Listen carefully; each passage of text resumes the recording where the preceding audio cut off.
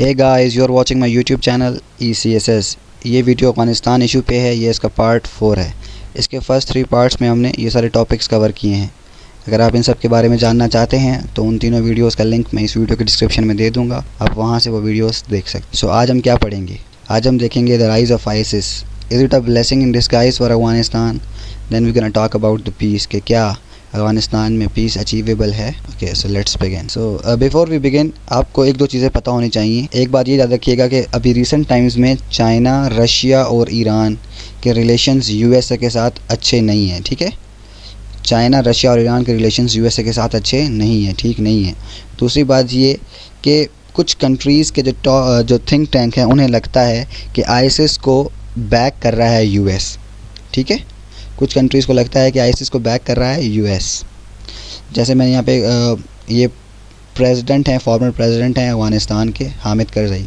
अभी तो प्रेसिडेंट अफ़गानिस्तान के अशरफ गनी हैं, उससे पहले हामिद करज़ई थे। तो उन्होंने अल जज़ीरा को इंटरव्यू देते हुए ये बात बोली थी। सो इस तरह काफ़ी डाउट्स या ऐसे पाए जाते हैं। लोग समझते हैं कि आईसिस को US बैक कर रहा है।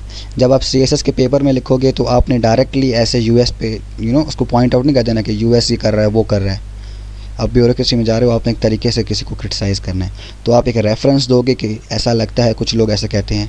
जैसे मैंने फॉर्मर प्रेसिडेंट की बात की, तो आप भी किसी एक बंदे को ऐसे कोट कर सकते हो। ठीक है, तो मैंने इसकी बात की हामिद करज़ई की कि उनको लगता है कि US कोलूडेड विद आईसिल। सो आप भी ऐसे कुछ कह सकते हो, कुछ भी लिख सकते हो। ठीक है ना, कोई आप ऐसे किसी बंदे का रेफरेंस दोगे, डायरेक्टली आपने US को ऐसे हिट नहीं करना। ओके, हैविंग सेड दैट, सो आपको ये दो बातें याद रखनी है। ठीक है, अब हम बात करते हैं कि ये ब्लेसिंग इन डिस्गाइज़ कैसे है। देखिए, ब्लेसिंग इन डिस्गाइज़ ऐसे है कि आईसिस जो है वो अफ़गानिस्तान में है। ठीक है, इसका जो मेन गढ़ है वो अफ़गानिस्तान है, लेकिन ये टेररिज्म फैला रही है। जो इसके रीजनल कंट्रीज़ हैं ना, जैसे यहाँ पर ईरान है, यहाँ पे टेररिज्म करवा रहा है। यहाँ पे पाकिस्तान है, यहाँ पे टेररिज्म करवा रहा है। इस तरह बाकी यहाँ पे जो सेंट्रल एशियन कंट्रीज़ हैं वहाँ पर भी। तो इसलिए जितने भी ये कंट्रीज़ हैं, रीजनल कंट्रीज़ हैं, ये सारे इस बात पे मुत्तफ़िक़ हैं कि we have a common threat and that is ISIS. तो जितने भी regional actors and they are coming closer. के अलावा जो पार्टीज़ 1990s में, 1980s में एक दूसरे के राइवल थे, वो भी अभी इकट्ठे हो गए हैं कि वो इस आईसिस के थ्रेट को डिफीट कर सकें। फॉर एग्ज़ाम्पल हम बात करते हैं ईरान। ओके, अब हम बात करते हैं ईरान की। देखें, इन 1990s क्या था, तालिबान और ईरान के रिलेशंस बहुत ज़्यादा ख़राब थे। ये अभी तो करीब हो रहे हैं, they are getting closer, but 1990s में इनके रिलेशंस बहुत ख़राब थे। क्यों? क्योंकि ईरान ने सपोर्ट किया था नॉर्दर्न अलायंस को। ये बात आपको पता होगी, मैं अपनी पहली वीडियो में बता चुका हूँ। तो ईरान ने सपोर्ट किया था नॉर्दर्न अलायंस को, तो इसलिए तालिबान और ईरान के रिलेशंस काफ़ी ख़राब हो गए थे। लेकिन अब इनके रिलेशंस बेहतर हो रहे हैं। क्यों? उसकी एक वजह तो ये है कि देखें, एक है ये जो मैंने यहाँ पे लिखा हुआ है जंदुल्ला ग्रुप। जंदुल्ला ग्रुप ये वो ग्रुप है जो ईरान में टेररिज्म फैला रहा है। ठीक है, और आईसिस ने इसके साथ अलायंस कर लिए। अब ये दोनों आउटफिट्स मिल के ईरान में टेररिज्म कर रहे हैं। तो दैट्स वाई ईरान है इसने तालिबान के साथ रिलेशंस बेहतर किए हैं, क्योंकि अफ़गानिस्तान में तालिबान ही आईसिस के साथ लड़ रहे हैं। ठीक है, एक वजह ये है। दूसरा, आईसिस क्यों ईरान पे अटैक कर रहा है, अब इसके दो वजूहात हैं। एक वजह तो ये है कि देखें, सीरिया जो था ये गढ़ था आईसिस का। इसमें 2 कंट्रीज़ ने मेजर रोल प्ले किया है आईसिस को रेडिकेट करने के लिए। एक था ईरान, दूसरा था रशिया। ठीक है, सो आईसिस इसलिए भी ईरान पे इतना अटैक कर रहा है। नंबर 2, जो ईरान की टॉप ब्रेस है या जो वहाँ के थिंक टैंक है, उनको लगता है कि आईसिस जो है, आईसिस को क्रिएट किया है US ने, और वो इसलिए क्रिएट किया है ताकि इस रीजन में इंस्टेबिलिटी रहे और US की जो हेजेमनी है वो कायम रहे। ठीक है, सो ये 2 रीज़न है क्यों इस वजह से तालिबान जो हैं, तालिबान और ईरान ये क्लोज़ हो रहे हैं एक दूसरे के। Now let's talk about Russia. Russia ने रिसेंट टाइम्स में अपनी डिप्लोमेटिक सपोर्ट जो है ईरान के लिए वो बढ़ा दी है। बट रशिया इज़ सेइंग इस के Taliban are the political reality of Afghanistan and you have to give them some share in the government. Okay, वो ये कह रहे हैं। सो अब वो ऐसा क्यों कह रहे हैं, अब इसका मैं आपको दोबारा बता दूं। देखिए, 1980s में तालिबान जो थे, 1980s की बात कर रहा हूँ, 1980s में जो थे तालिबान, वो सोवियट्स के अगेंस्ट लड़ रहे थे। ठीक है, सोवियट्स इन जनरल या रशियन की मैं बात करूँ तो उस टाइम पे रशिया कंट्री नहीं था, लेकिन सोवियट्स थे, वो अभी रशियंस ही हैं।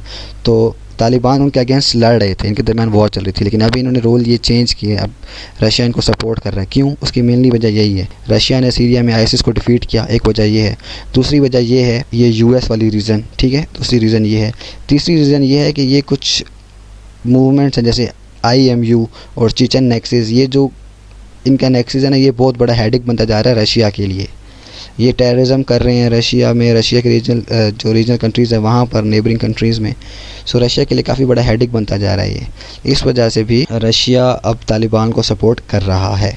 Now let's talk about China. देखें, China has been active in almost all the peace process. Okay, अब ETM and ISS, east Turkmenistan independent movement और आईएसएस का नेक्सस, ये चाइना के लिए बहुत बड़ा मसला है।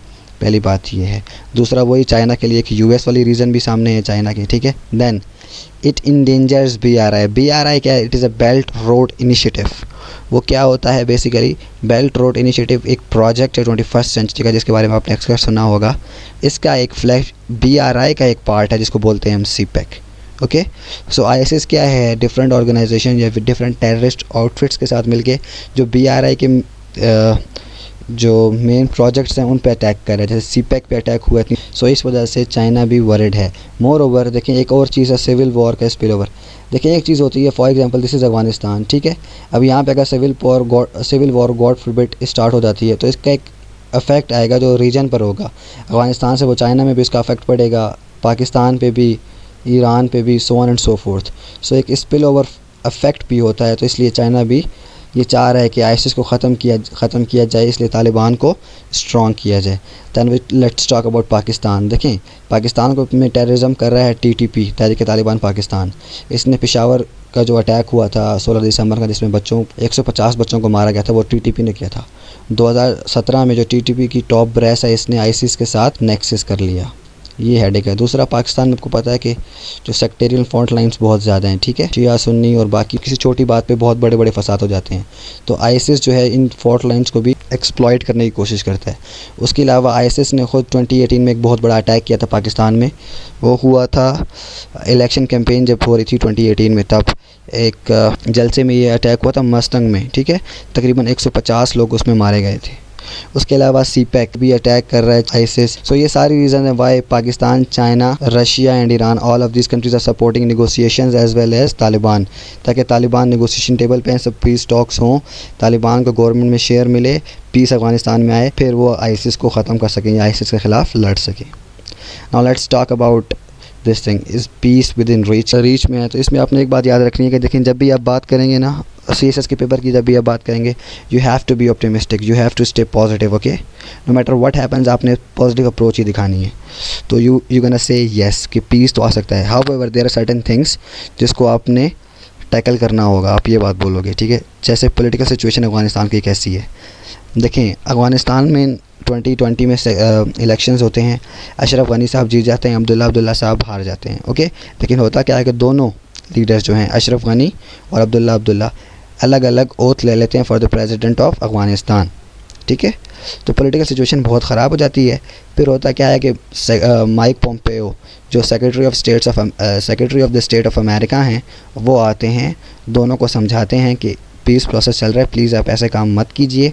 वो नहीं समझते। US जो है वो $1 बिलियन एड कट कर लेता है अफगानिस्तान की। तो इवेंचुअली दोनों के दरमियान मुआहिदा तय पा जाता है, दैट इज़ अशरफ गनी और अब्दुल्ला के दरमियान।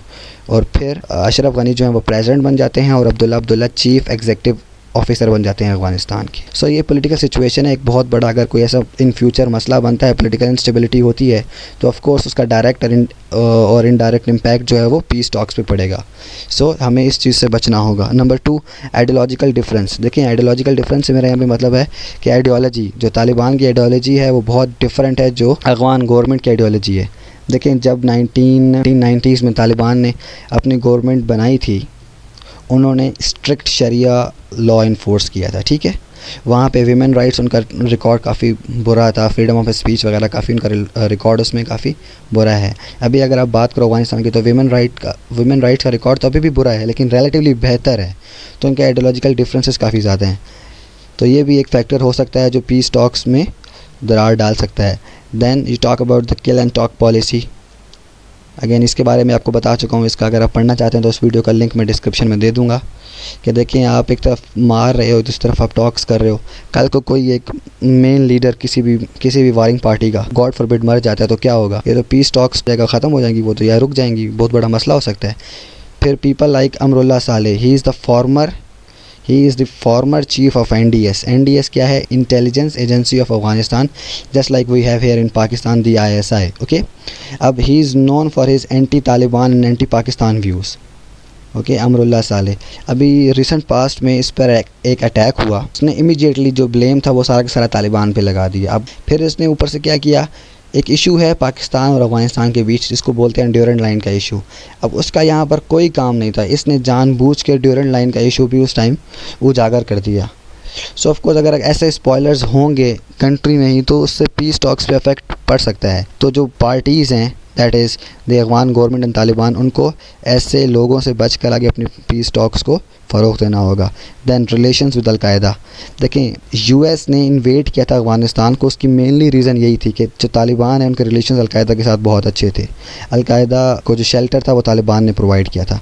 अभी 2020 में जो यूनाइटेड नेशन सिक्योरिटी काउंसिल की रिपोर्ट आई है, जिसका मैं लिंक अभी शेयर कर दूँगा डिस्क्रिप्शन में भी, उस रिपोर्ट के मुताबिक तालिबान जो हैं उनके अभी भी अलकायदा के साथ रिलेशंस बहुत अच्छे हैं। सो अगेन ये बहुत बड़ा सेटबैक हो सकता है peace talks. Then last thing is the hasty withdrawal. देखें US जो है अपनी फोर्सेस को विड्रॉ कर रहा है। अब जितना अगर ये हेस्टी विड्रॉल होगा तो एक पावर वैक्यूम आ जाएगा, ठीक है, एक पावर वैक्यूम क्रिएट हो जाएगा अफगानिस्तान में। और जो अफगान इल इक्विप्ड है उसमें इतनी कैपेसिटी नहीं है कि जितने भी वॉरिंग पार्टीज़ अफगानिस्तान में हैं, ISIS, Taliban, al Qaeda, so on so fourth etcetera, उन सबको कंट्रोल कर पाए।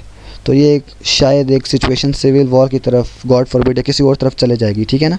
तो इवेंचुअली पीस टॉक्स ही रुक जाएंगी। सो हमने इन सारे पॉइंट्स को ख्याल रखना, इन सारे पॉइंट्स का, ठीक है ना। इन सारे पॉइंट्स को हमने बड़े अकल से टैकल करना है, तब भी हम पीस अफगानिस्तान में अचीव कर सकते हैं। So I think it's enough for today. Thank you so very much for watching this video. If you like it, please give it a thumbs up and subscribe to my channel. Thank you so very much. Take care. Allah Hafiz.